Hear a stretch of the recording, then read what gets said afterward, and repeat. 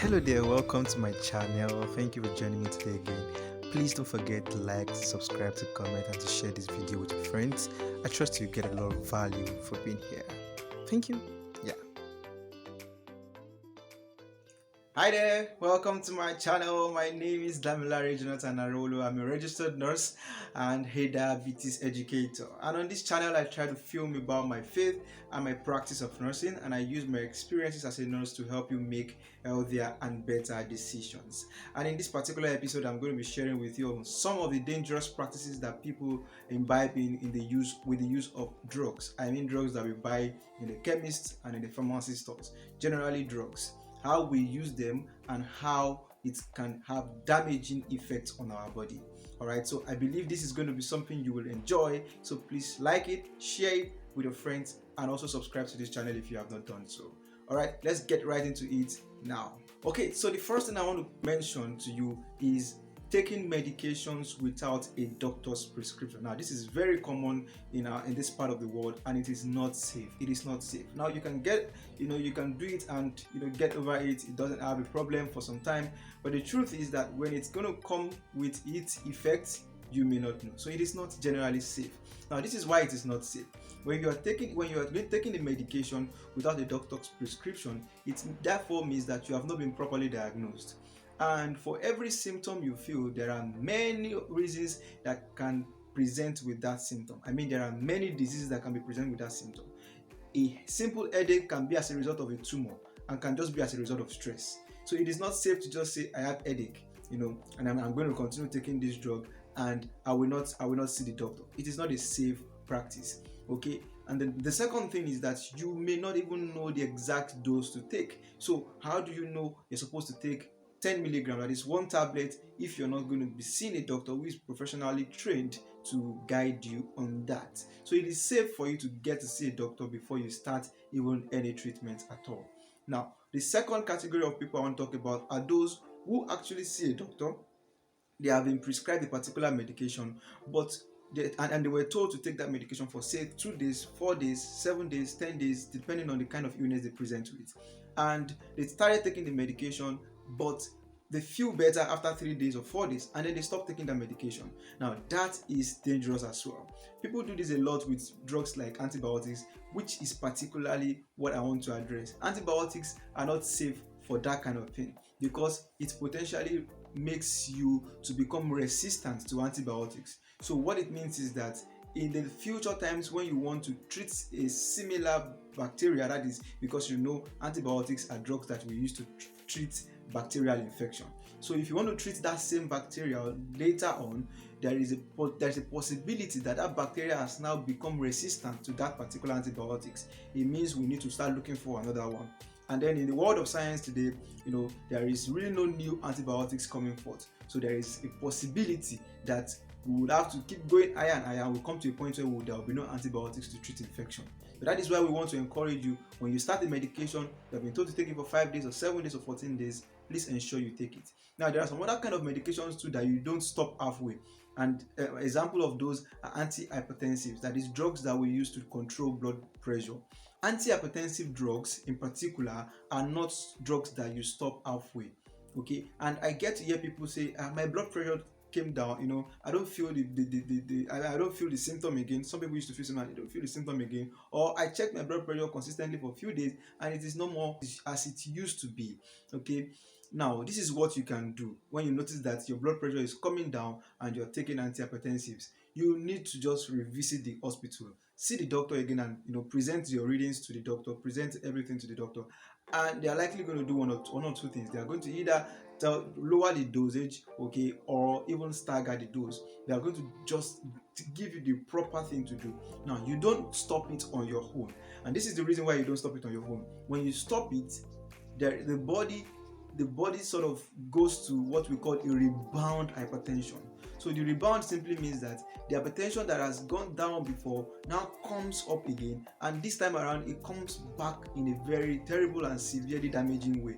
And usually when you see people who are on treatment for hypertension come down with stroke, this is always what happens. They stop their medication at some point, and then the stroke results because the hypertension comes back with a greater force and destroys some of the vital organs in the body.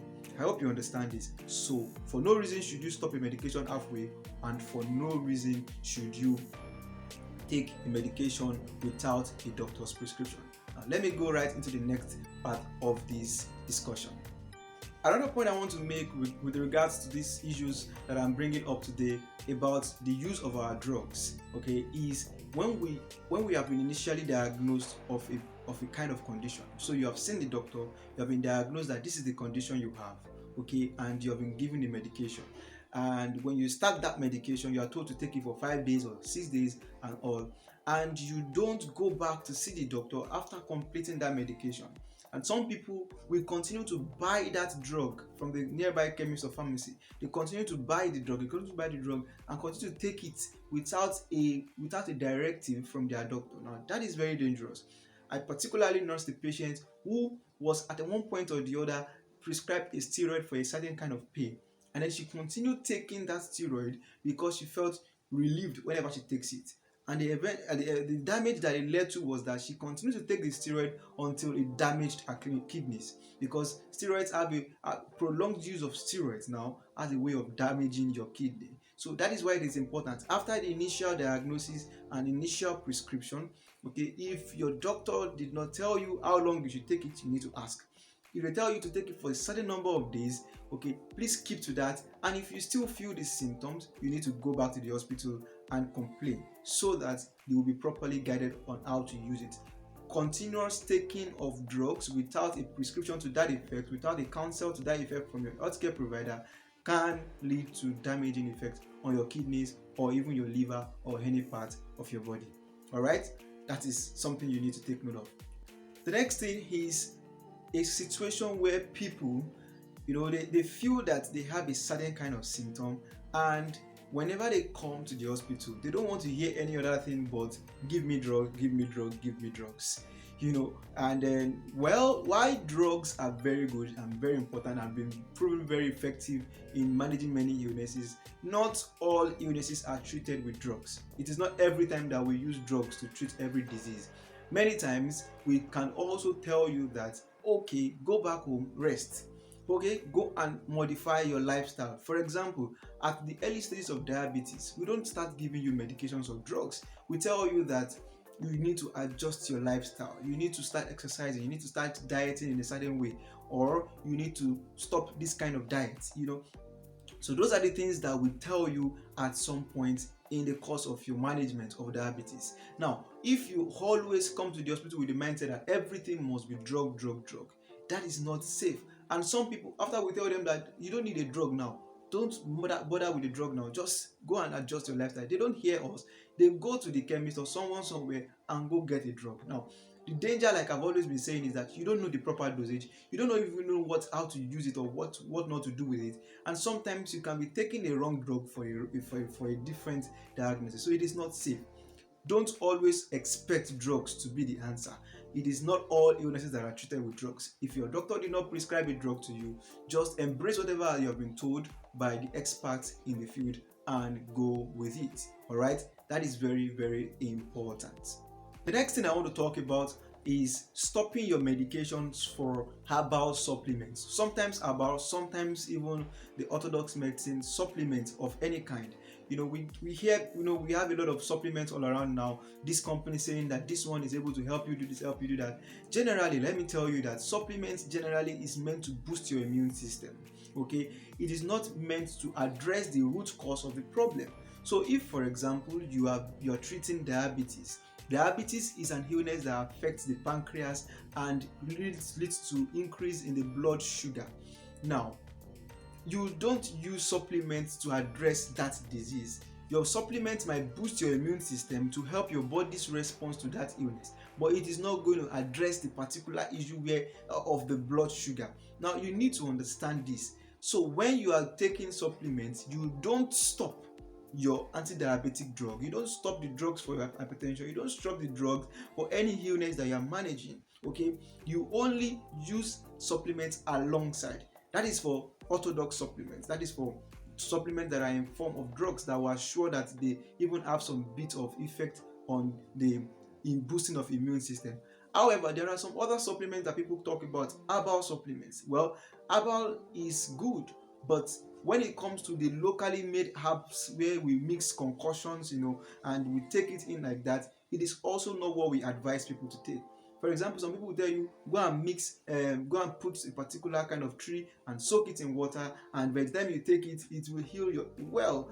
Whatever history or whatever results some other people have gotten with it, we cannot advise you to do that, and for many reasons. This certain kind of herbal concoction, this particular herbal concoction you're talking about, from experience and from research, is now known to be leading to a lot of kidney failure. So we don't advise people to start taking herbal concoctions. Okay, so when you have a certain illness, please don't replace it with any form of concussion. Don't be deceived to think that any concussion will heal or cure an illness where it is not curable but manageable. If it's something that will be cured, science tells us and we follow it. Okay, so let's be wise enough to debunk all of these myths around curing illnesses and then going for concussions and supplements that will not particularly do the work that we expect them to do. One last thing I want to mention is where people also use medications for functions that it is not meant for. So today we hear stories like people are using antibiotics to prevent pregnancies. Okay, some people use some kind of drugs, pain relieving drugs like tramadol, to boost sexual performance. Now, I don't know where you got that from, but the truth is that is not what it is meant for. Antibiotics are not meant for, they are not contraceptives, neither are tramadol, pain reliefs for anything around sexual health. Now, this is very important because when you continue to take drug indiscriminately like this, you are potentially damaging your vital organs, your kidney and your liver. Okay, so you have to be careful. Don't take drugs for the purpose that they are not meant for. Now, the last thing on this episode is where you begin to go online to make consultations for diagnosis. You are told that, or you feel a certain symptom, and the next thing you do is to go on Google. Now, let me explain how Google works for you. Google is a search engine, all right? And on a search engine, it generates every kind of result for you. So different people have different information on different websites. Usually some of these things are not regulated, okay? So somebody can decide and put their own opinion on a website, and because they have a lot of views and everything, the website pops up because you search it on Google. So it is not every information you find on Google that is reliable. Okay, you need to be careful. And number two, that you find it on Google doesn't mean that it is applicable to you. Everything you find on Google they are only medical advices. They are not for you to take up hook, line and sinker. You have to consult a certified professional to guide you on what to do. Okay, so when you go on Google to search an information, for example, and you see that it is just for you to be informed enough so that when you get to your doctor, you're able to say, oh, this is what I found online, this is what I found online, what about it, and they're able to tell you, okay, this is how it comes in place and this is the path for that. I hope that helps. So in summary, we have talked a lot about how you must not use drugs and where you must put some caution in the use of medications. I hope this helps you. Please don't forget to like, to share with your friends, and to also comment in the box below. Thank you very much for always joining me. Please don't forget to subscribe. That is very important so that we can grow this family and grow this community. God bless you once again. My name is Damilare Jonathan, and have a lovely, lovely day. Goodbye.